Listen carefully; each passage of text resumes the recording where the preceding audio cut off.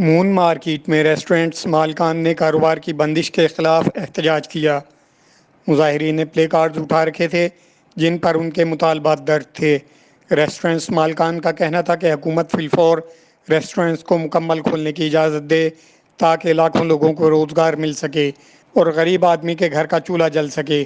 ان کا کہنا تھا کہ سینکڑوں ہوٹلز اور ریسٹورنٹ بند ہونے کی وجہ سے آج ہزاروں روپے تنخواہ لینے والا شیف 500 روپے کی مزدوری کرنے کے لیے دھکے کھا رہا ہے اور 70% کاروبار نہ ہونے کی وجہ سے لاکھوں لوگ پریشان ہیں۔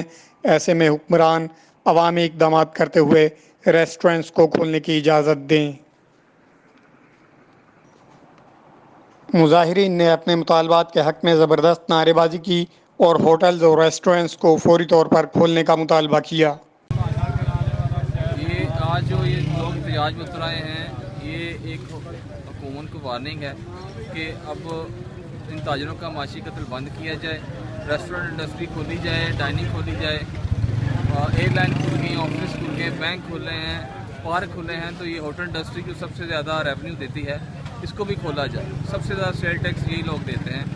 ان میں اس انڈسٹری سے بہت سارے لوگ جڑے ہوئے ہیں، ایک بہت بڑی چین ہے۔ زراعت سے لے کے ہوٹل انڈسٹری تک ساری چین ان کے ساتھ ہے۔